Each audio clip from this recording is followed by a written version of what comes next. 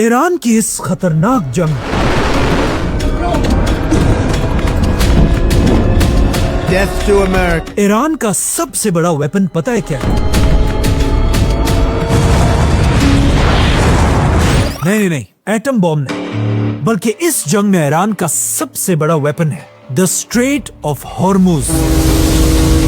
Strait of Hormuz actively shut down by the conflict. As well as escort tankers through the strait if needed. All navigating through the Strait of Hormuz is forbidden. ये है दुनिया में Iran की location, और Iran के बिल्कुल पास समंदर का एक छोटा सा रास्ता है। ये दिखने में तो छोटी सी जगह है, लेकिन असल में ये कोई आम रास्ता नहीं, Now, oil prices have been on a roller coaster. क्योंकि ये छोटा सा रास्ता है। So small that you couldn't even fit Luxembourg inside of it. आज पूरी दुनिया की इकोनॉमी का सबसे important point, The strait is a major international shipping route for oil and gas. क्योंकि इस छोटे से रास्ते के आसपास सारी ऐसी कंट्रीज हैं जहां दुनिया में सबसे ज्यादा ऑयल पैदा किया जाता है। About 20% of global oil supplies are transported through the waterway. जैसे कि Kuwait, The country with the 5th largest oil reserves in the world. Iraq, Bahrain, Qatar, UAE और even Saudi Saudi Arabia. Aramco, it is the largest energy company in the world. और इसी तेल की वजह से आज ये सारी कंट्रीज दुनिया की सबसे अमीर कंट्रीज में से हैं।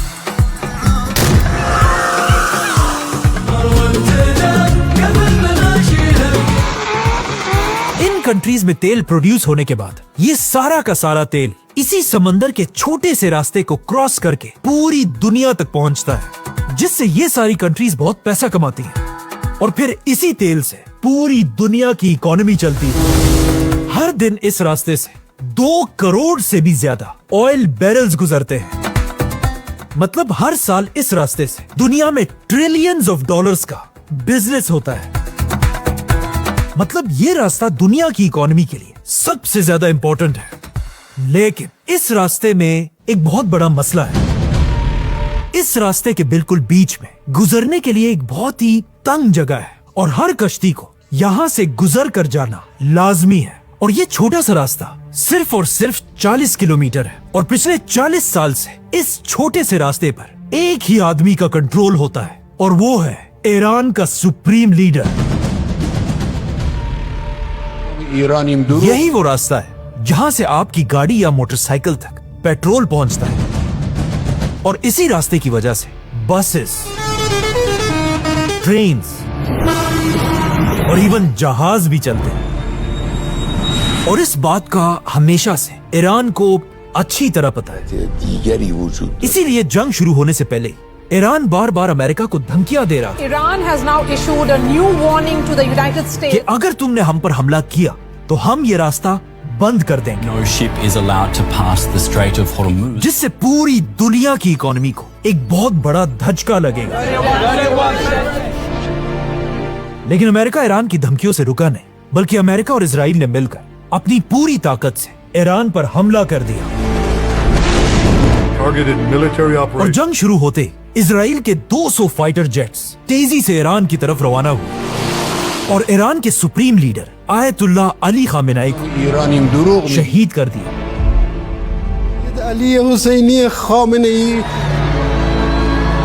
अपने सुप्रीम लीडर को खोने के बाद ईरान ने भी अमेरिका और इजराइल को जवाब देना शुरू किया। इजराइल के कई सिटीज पर मिसाइल्स फायर किए। इसके बाद ईरान अमेरिका के बेसिस पर भी हमले करने लगा, और आखिर अब जब ईरान का सुप्रीम लीडर फौत हो चुका था, ईरान ने अपनी तारीख का सबसे बड़ा वेपन निकाला, जो इससे पहले ईरान ने कभी नहीं किया था।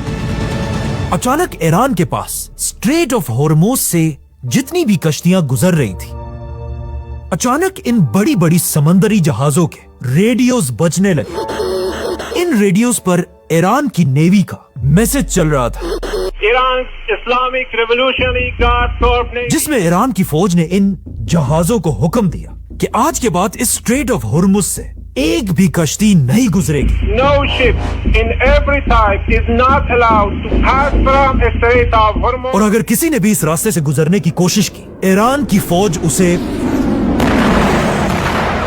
फौज के इस ऐलान के बाद इन बड़ी बड़ी कश्तियों ने स्ट्रेट ऑफ हॉर्मुज खाली कर दी। Revolutionary Guard. ये सारी कश्तियां अब तक स्ट्रेट ऑफ हॉर्मुज के पीछे फंस चुकी हैं और इन कश्तियों में ऑयल के मिलियंस ऑफ बैरल्स पड़े हुए हैं, जिसकी वजह से आज कई कंट्रीज के पास आहिस्ता आहिस्ता ऑयल और गैस खत्म होने वाले हैं और दुनिया की इकोनॉमी तेजी से गिर रही है।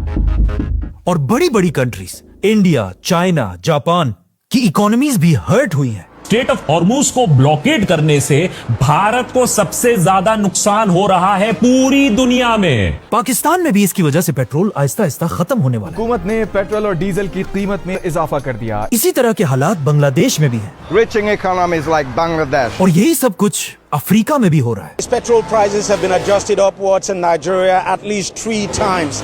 और इवन यूरोप में भी ईरान के इस वेपन की वजह से पेट्रोल और गैस की कीमतें तेजी से बढ़ रही हैं। Since the beginning of this conflict, gas prices have risen by 50% and oil prices have risen by 27%. The 10 days of war have already cost European taxpayers 3 billion euros. मतलब ईरान ने अपनी सिर्फ कुछ ही कश्तियों से पूरी दुनिया की इकोनॉमी को इस वक्त कंट्रोल किया हुआ है। और सिर्फ यही नहीं, बल्कि कहा जाता है ईरान ने इस स्ट्रेट ऑफ हॉर्मुज के नीचे बड़े बड़े माइंस लगाए हुए हैं कि अगर कोई भी कश्ती ईरान की इजाजत के बगैर स्ट्रेट ऑफ हॉर्मुज के ऊपर से गुजरेगी, ये माइंस उस कश्ती को तबाह कर देंगे। और जिन कश्तियों ने इसके ऊपर से गुजरने की कोशिश की है, ईरान ने उन पर हमला भी किया है। इन सारी कश्तियों को बंद करने के बाद ईरान ने दुनिया को एक ऑफर भी दी है कि अगर जो भी स्ट्रेट ऑफ हॉर्मुज से गुजरना चाहता है, उसे बस एक छोटा सा काम करना होगा। उस कंट्री को अपने मुल्क से अमेरिका और इजराइल के एम्बेसडर्स को बाहर निकालना होगा। लेकिन आज ये कोई पहली बार नहीं है कि किसी मुसलमान लीडर ने ऑयल को एक वेपन की तरह यूज किया, क्योंकि आज से 50 साल पहले एक और मुसलमान लीडर भी ऐसा था जिसने तेल के वेपन को यूज करके पूरी दुनिया की इकोनॉमी को हिला कर रख दिया था। और वो मुसलमान लीडर था सऊदी अरब का बादशाह शाह फैसल। आज से 50 साल पहले जब अमेरिका और इजराइल मिलकर मुसलमानों के खिलाफ लड़ रहे थे, शाह फैसल ने बिल्कुल आज की तरह ऑयल को बंद करके पूरी दुनिया के लीडर्स को अपने सामने सर झुकाने पर मजबूर किया था। और शाह फैसल के 50 साल बाद आज उसी तरह ईरान के सुप्रीम लीडर ने भी स्ट्रेट ऑफ हॉर्मुज बंद करके पूरी दुनिया की इकोनॉमी को हिला कर रख दिया है। देख, ज्यादा खुश होने के बजाय आज हमें दुनिया के हालात को थोड़ा गौर से देखना होगा।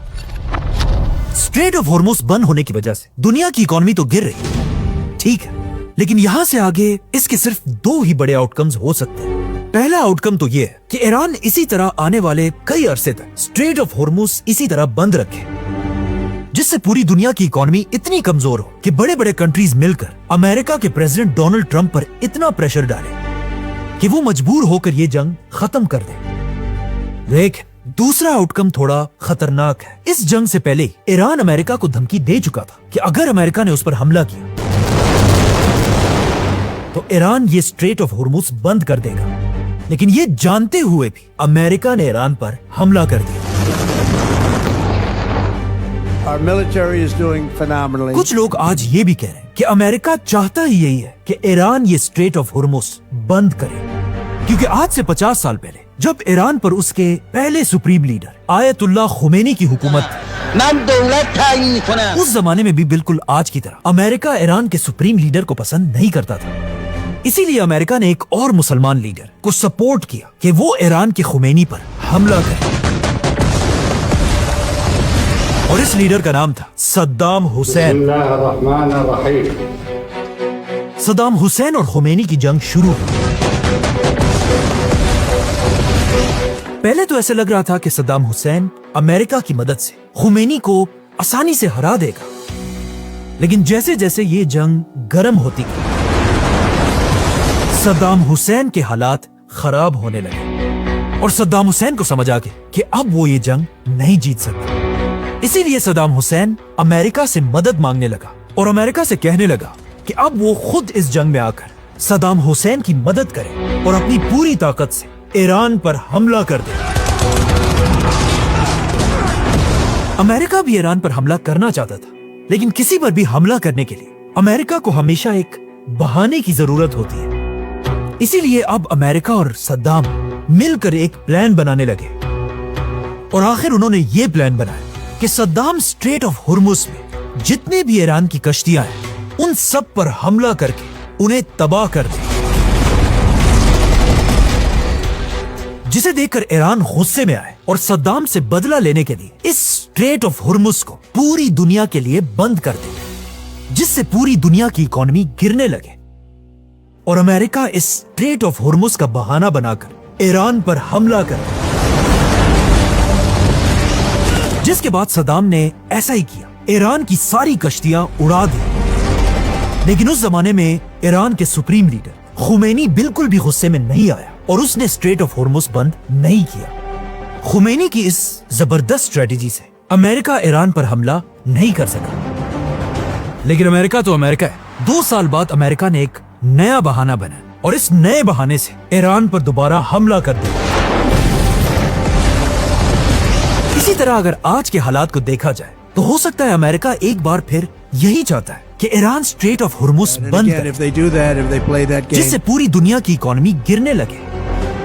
और अब तक वो ईरान जिसे पूरी दुनिया इस जंग में एक हीरो समझती है, आहिस्ता आहिस्ता पूरी दुनिया की इकोनॉमी खराब होते देखकर दुनिया के लोग और कंट्रीज ईरान के खिलाफ होने लगे। The Strait of Hormuz off Iran, where new attack is allowed to pass the Strait of Hormuz. और फिर डोनाल्ड ट्रंप एक सुपरमैन की तरह अपनी पूरी ताकत से ईरान पर हमला करे